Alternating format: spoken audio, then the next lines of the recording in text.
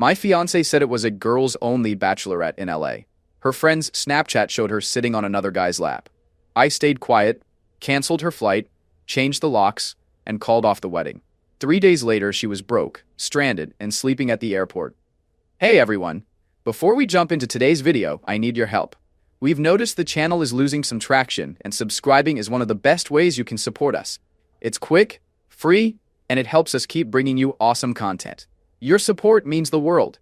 Let's keep this channel growing together. Thanks so much. Now let's start the video. Hey Reddit!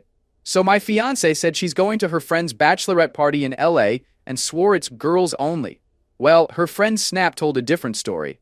Grab your snacks already, this one's savage. I, 32 male, have been working for Delta for the past 11 years. Started as a baggage handler during college, moved to ground ops, and now I oversee route scheduling and crew assignments for West Coast flights. Not the career I planned on, but it pays well enough. $92,000 plus bonuses. And the travel perks are unbeatable. Free flights, companion passes, hotel discounts, priority boarding, upgrades when available, you name it. My job involves a lot of high-pressure scheduling and quick problem-solving. When weather hits the West Coast, I'm the guy coordinating with dispatch to reroute flights, reassign crews, and minimize passenger disruption. Most people don't realize that a single delayed flight in Seattle can mess up connections in 12 different cities. I have to see those domino effects before they happen. I've worked my way up by being reliable. When the LAX terminal flooding happened last year, I pulled a 22-hour shift making sure every stranded passenger had options. My boss called it impressive dedication, but honestly, it's just the job. That work ethic carries over to everything else in my life. Before all this went down, I was engaged to Lana, 29 female, for almost a year. Together for 4. Met her at a friend's Super Bowl party back in 2020. She was working as a pharmaceutical sales rep, making decent money herself, though she was always complaining about how her boss undervalued her and how she deserved more. The kind of person who always felt entitled to the best of everything. Our apartment was a decent 2-bedroom in Cambridge, not cheap at $2,800 a month, but the location was worth it. I handled most of the rent since I had the higher salary. Lana contributed to utilities and groceries, usually about $700 monthly, though she'd forget half the time, and I'd end up covering it. When we first started dating, Lana seemed amazing, ambitious, fun, spontaneous. She got along with my friends, and she had this energy that made everything more exciting. My buddy Marcus always joked that I'd outkicked my coverage with her, and maybe I believed it too. Over time, I noticed how much Lana loved flaunting our relationship online.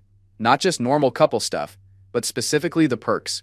The surprise trips to Vegas, the first-class upgrades, the spontaneous weekend getaways to San Diego or Portland that were only possible because of my flight benefits. Her Instagram was basically a travel blog subsidized by my employee discount.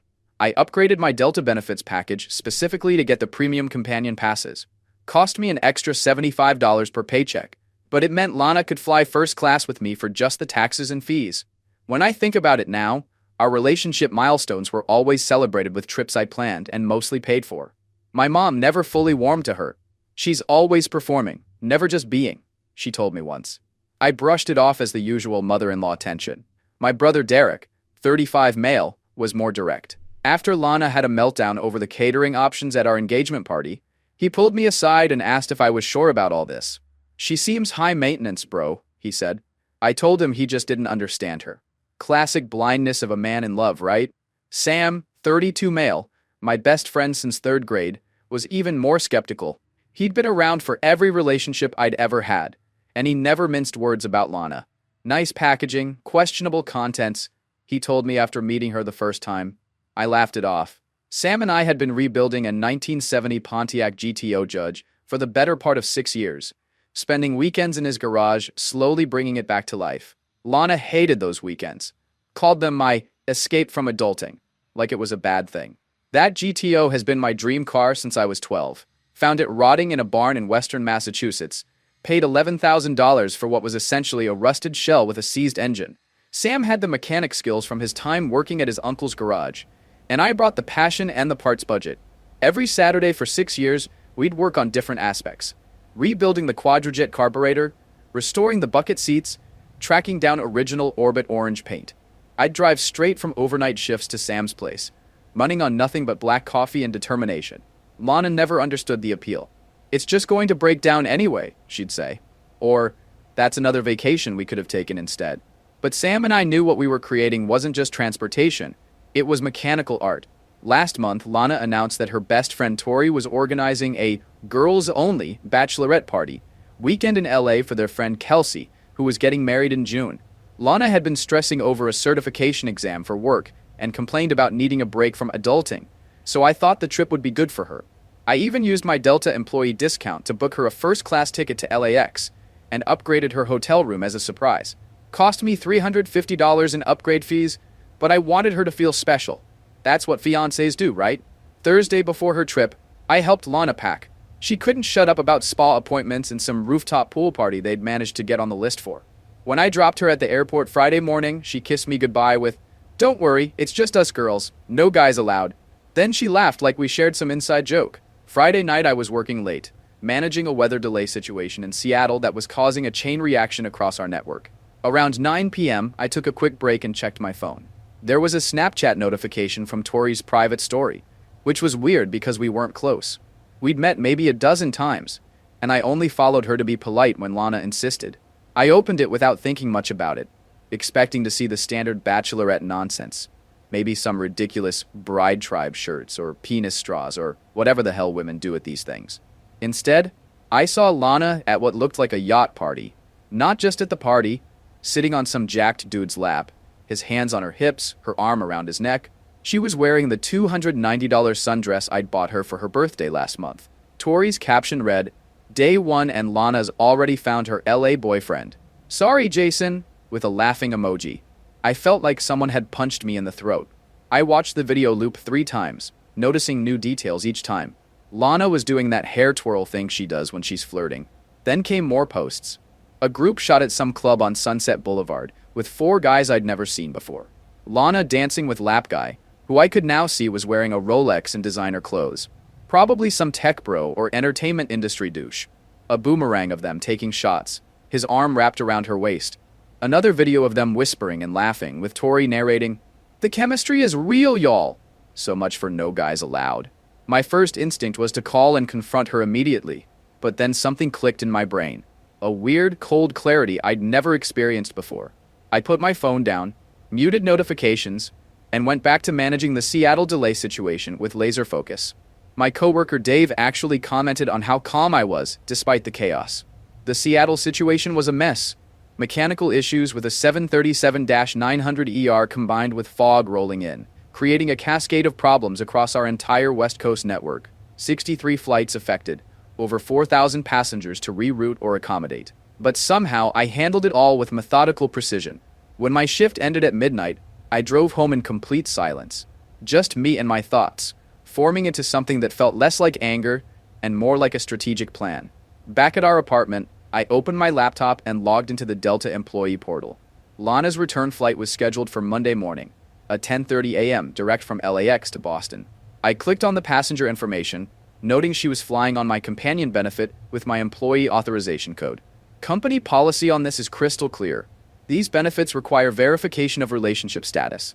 They're for spouses, domestic partners, and immediate family only. I didn't technically cancel her ticket. That might have violated policy. Instead, I formally updated my relationship status in the HR system and removed her from my benefits, effective immediately. The system would automatically flag her reservation, requiring payment verification at check-in since the companion benefit was now invalid. She'd still have her seat.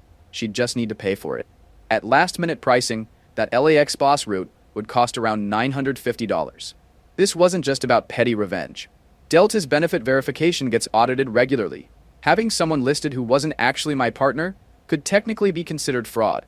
I was simply updating my personal information to reflect reality. The fact that it would cause her major inconvenience was just a bonus. But that wasn't enough. Lana had screwed me over after 4 years and an $8,700 engagement ring. This deserves something special. I called my friend Ryan, 34 male, who works in IT at the corporate headquarters. We go way back to college, and he owed me big time after I let him use my flight benefits to visit his long-distance girlfriend for a year. "Hey man, weird request. You still have access to the reservation system?" I asked. "Yeah, why? Planning a surprise trip?" He laughed. "Not exactly. I need a favor, but it stays between us." I explained the situation. Ryan was quiet for a minute. Damn, that's cold from her. What do you need? I need you to flag her profile in the system. Nothing illegal, just make it trigger extra security screening. And maybe mark her bags for random inspection.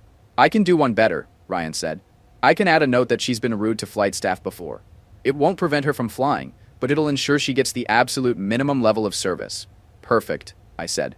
After hanging up with Ryan, I texted Sam. You around tomorrow? Need a hand with something. His reply came seconds later. For you? Always. Everything okay? Number, but it will be. I'll explain tomorrow. Next, I spent 4 hours cataloging our shared possessions, making detailed notes about what belonged to whom. 4 years together meant a lot of accumulated stuff with blurred ownership lines. I created a detailed spreadsheet, categorizing items as mine, hers, or shared, with purchase dates and approximate values. This wasn't just being petty, it was protecting myself legally. Massachusetts law treats property division between unmarried couples as a matter of concrete evidence. Whoever can prove they paid for something generally gets to keep it. I packed up all her things. Designer clothes, many I'd paid for, into suitcases. Expensive makeup and skincare into boxes. The jewelry I'd given her over 4 years into a secure case. Except for the engagement ring, which was legally mine until marriage according to Massachusetts law. Took photos of everything as I packed it, creating a digital inventory with timestamps. Even recorded video as I carefully wrapped her grandmother's china in bubble wrap and placed it securely in storage bins. If she tried to claim I damaged anything, I'd have proof. I found her passport in our safe and took it out. She had a work trip to Toronto scheduled the week after her return. Wouldn't want her to miss that. I didn't hide it, just relocated it to a box that would be hard to find in a hurry. While packing, I found a hidden folder on our shared laptop with screenshots of conversations between Lana and Tori. Apparently, this wasn't the first time she'd gone on a girls' trip that involved other men. There were texts discussing a weekend in Miami 3 months ago, where she'd apparently hooked up with a hot Brazilian entrepreneur, and plans for this LA trip, specifically mentioning connecting with Chris's friends who would show them a good time. Chris, that must be the lap guy's name. I took screenshots of everything, then called my brother Derek. Told him tomorrow I needed help to move some things to storage. Next, I texted Lana's sister Melissa, 27 female, who I actually got along with pretty well. Unlike Lana, Melissa was down to earth, worked as an elementary school teacher, and had always been straight with me. Hey Mel, weird question. Are you home tomorrow? Need to drop something off. Yeah, I'll be around. Everything okay with you guys? We need to talk in person. I'll come by around 3 p.m.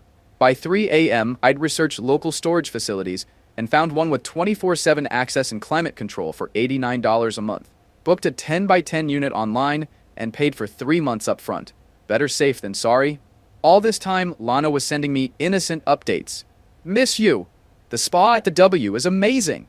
Kelsey says thanks for the champagne upgrade. We're hitting Nobu tonight. Wish you were here XOXO. Each message was carefully crafted to maintain the fiction of a girls-only bachelorette weekend. I replied with equally casual messages.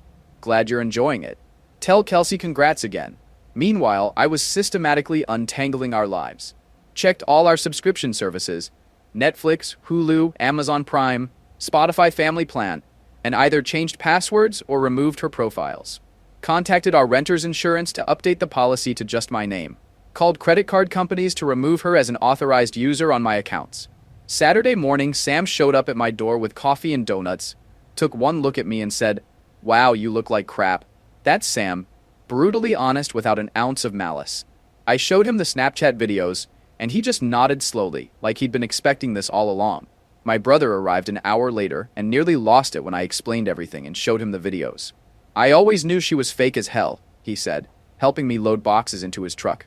What's the plan with all her stuff? Some to her sisters, some to storage that she can deal with later.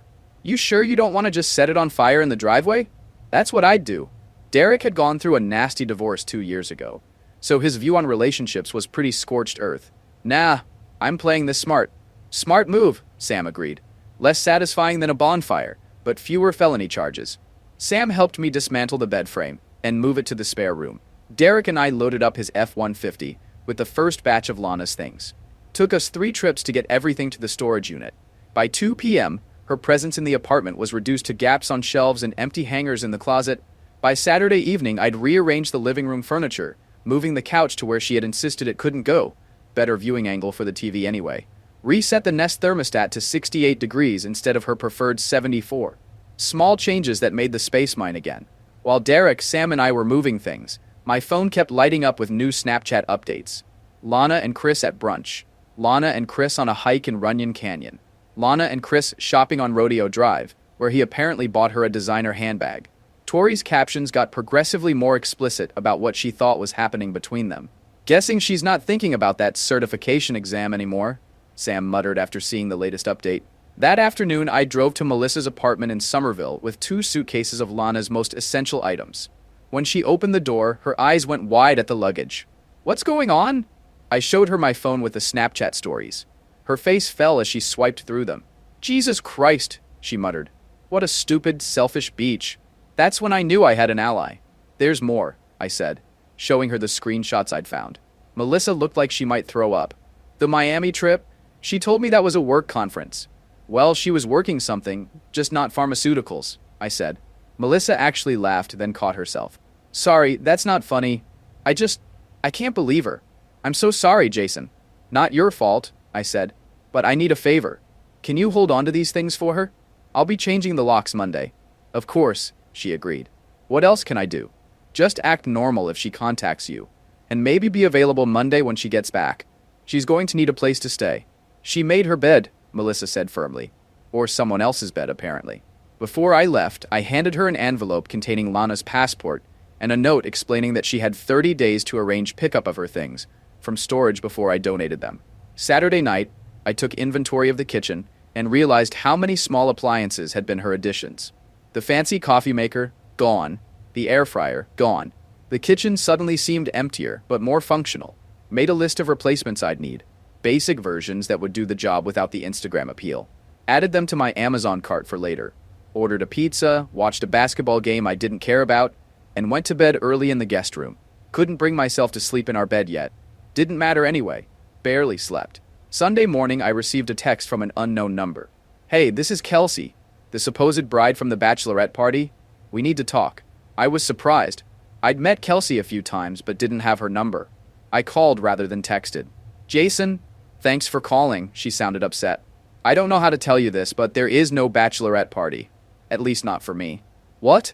I'm in Boston. I've been here all weekend. My Bachelorette party is next month in Nashville. I just found out they've been using my name as a cover." My mind was reeling. "How did you find out?" "Tori's roommate Rachel is my actual friend. She saw Tori packing and asked about the Bachelorette weekend. When Tori mentioned me, Rachel was confused because she knew I was home. She called me. I denied knowing anything about LA, and she showed me some of the Snapchat posts. I'm disgusted they used me as their alibi. So not only was Lana cheating, but they had fabricated an entire Bachelorette party as cover. That was some next-level deception. "I thought you should know," Kelsey continued. "And for what it's worth, I always thought you deserved better than Lana.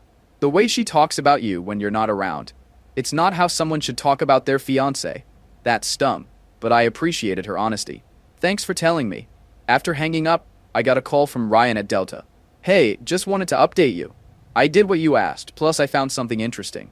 Your fiancée changed her return flight last night. She's now booked on a Tuesday flight, not Monday. She extended her trip without telling me?" "Yep. And get this. She tried to upgrade herself to Delta One using your employee code, which wouldn't work anymore because you removed her from your benefits. She actually called customer service and threw a fit about it, saying there must be a system error. The agent made a note about her being extremely rude and threatening. Lana hadn't bothered to tell me she was staying longer. Probably wanted extra time with Chris. The audacity was actually impressive. One more thing," Ryan added. "I looked at her original booking. The 3 of them, Lana, Tori, and someone named Ashley, are all on the same reservation. But they're not staying at the W Hollywood like you thought. The hotel listed in their profile is an Airbnb in Venice Beach. So the story about enjoying the W spa was also a lie. Just another piece in this elaborate deception. Thanks, Ryan. I owe you one." "Nah, we're even now. Some women, man. This is why I'm still single." Sunday night, Lana texted me, "Hey babe, slight change of plans. Kelsey's having such a good time we're staying until Tuesday. That okay?" I replied, "No problem. Have fun." Meanwhile, I was executing the final stages of my plan. Monday morning, I took the day off work and met with a locksmith who changed all the locks on our apartment. Cost me $375, but worth every penny. Then I went to my bank and removed Lana from our joint checking account, transferring my portion to a new account. We kept most of our finances separate, but shared this one account for household expenses. Her name was still on it, but now it contained exactly $17.42, her share of our last utility bill. The bank manager asked if everything was okay. I simply said, relationship change, and he nodded knowingly. No further questions. Added a verbal password to my main account as an extra security measure. Changed my direct deposit information at work to route to the new account. I called our landlord and explained the situation, making it clear that I would be taking over the lease solo and that Lana was no longer an authorized resident. Technically, both our names were on it, but since I had always made the payments from my account, he was understanding. Then, I went through our apartment and collected every item that held sentimental value for Lana. All went into a box labeled, "Storage Open First," that I knew she wouldn't see for weeks. I wasn't destroying anything. That would be petty. I was simply ensuring she wouldn't have immediate access to the comfort these items provided. Reorganized the living space to be more functional for one person. Moved my gaming setup into the main room where her vanity used to be. Set up the spare bedroom as a home office with the desk that had been in storage. Changed all the Wi-Fi passwords. Updated the cable package to include sports channels I'd wanted, but she'd vetoed. Last step, I contacted our friends and family members who needed to know, giving them a brief, factual account. Not to badmouth Lana, but to control the narrative before she could spin some bullshit story about me overreacting. Throughout the day, Lana continued texting me normal updates. Even sent a group photo of her, Tori, and Ashley with Kelsey, who was clearly not there, badly photoshopped in. The lengths they were going to maintain this lie were almost admirable. Miss you, can't wait to see you tomorrow night. Got you a little surprise from LA? My phone's about to die and I forgot my charger. Text you from the hotel later. I responded minimally, just enough to avoid suspicion. Monday night, I hit the gym for the first time in months. Lana had always complained that my evening workouts cut into our time. Did a solid hour of weights followed by 30 minutes on the treadmill. Felt better than I had in weeks. Spent the evening setting up notifications on my credit monitoring services. Changed passwords on all my accounts. Removed her as my emergency contact at work. Updated my car insurance to remove her as an additional driver. Called my health insurance to make sure she couldn't make claims as my domestic partner anymore. Tuesday morning arrived, the day of her new flight. I knew exactly when she'd discover that her companion pass was no longer valid. Her flight was scheduled for 11:30 a.m. Pacific, which meant she'd try to check in around 9:30. At 9:47 a.m. my time, my phone exploded with notifications. First to text, Jason, there's something wrong with my ticket. The system says I need to pay $950. Then a call I didn't answer. Then another text. Call me. The Delta people are saying your employee benefit isn't working. I imagined her at the check-in counter, her face flushed with anger and panic, as the agent explained that she would need to purchase a new ticket at the current rate. The confusion turning to realization as she figured out what happened. By 10:15 a.m., the tone had changed. Please, Jason, I know you're at work, but I need you to fix this. I'm going to miss my flight. I don't have enough on my cards for this ticket. Please call the airline. I don't understand what's happening. Please help me. At 11:45 a.m., after her flight had departed without her. I missed the flight. I'm stuck at LAX. Please answer me. Then came the call to her sister. I know this happened because Melissa texted me. Lana just called in full panic mode. Says she's stranded in LA and needs money for a flight. I played dumb. She has no idea what's coming. By 2 p.m., Lana's texts turned desperate. Jason, please. If you're mad about something, just tell me. Don't leave me stranded across the country. I had to get an airport hotel for tonight. Cost me my last available credit. Please call me back. Around 6 p.m., her friend Tori must have left, because now Lana was truly alone. Her texts became frantic. I know you know something. Whatever you think happened, I can explain. Please just call me. I made a mistake. We need to talk. Please don't throw away 4 years like this. I maintained radio silence. Let her stew in it overnight. I texted Sam, it's showtime. She just figured out her return ticket isn't valid. He replied, and the Oscar for best performance in a completely avoidable disaster goes to, went to work as usual, handled a minor issue with crew scheduling on a Seattle-Denver route, went to lunch with my coworkers, kept my phone in my desk, focused on the job. After work, I drove home and watched ESPN while eating dinner. Started researching weekend trips I could take with my employee benefits. San Francisco looked good for late May. Wednesday morning, Lana managed to book herself on a basic economy red-eye that landed in Boston at 5:43 a.m. I know this because she texted me her flight details, probably hoping I'd pick her up. I did not. Instead, I went to the gym at 5 a.m., got in a full workout, then headed to the office early. Told my supervisor I might need flexibility with time off in the coming weeks to deal with personal matters. He was understanding. At 6:30 a.m., the security camera I'd installed on our apartment door showed Lana trying her key, looking confused when it didn't work. She rang the doorbell repeatedly, then started pounding on the door. After about 10 minutes, she gave up and called someone, probably an Uber. At 7:15 a.m., Melissa texted me. She just showed up at my place looking like hell. I gave her the passport and your note. Shit's about to hit the fan. Sure enough, my phone started blowing up with calls and texts from Lana. Are you freaking kidding me?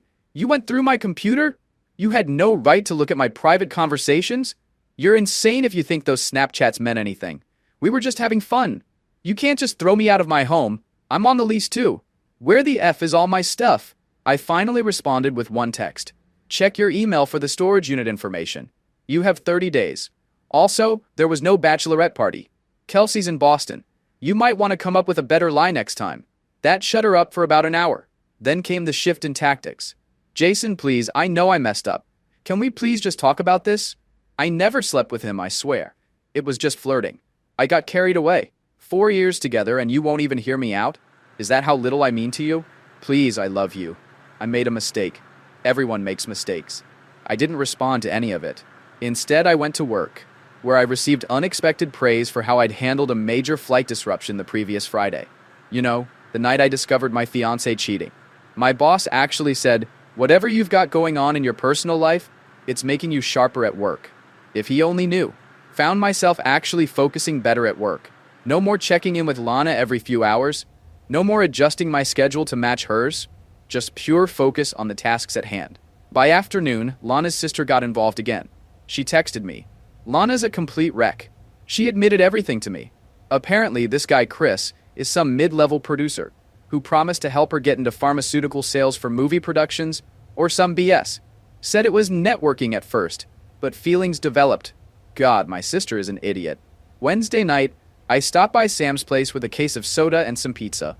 We spent a few hours working on the GTO's electrical system, rewiring the dash lights that had been giving us trouble for months.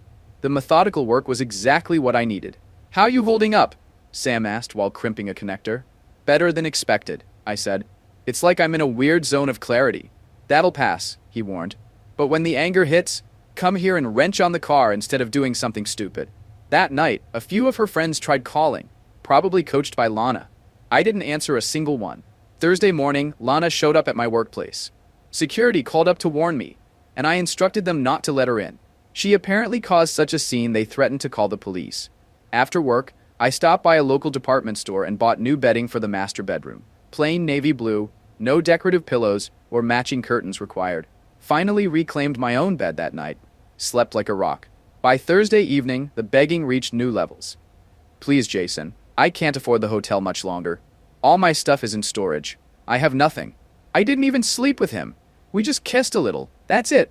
This contradicted what she told her sister. But whatever. The lies were stacking up so high, she couldn't keep them straight. I spent Thursday evening completely reorganizing my finances. Created a new budget spreadsheet without Lana's expenses.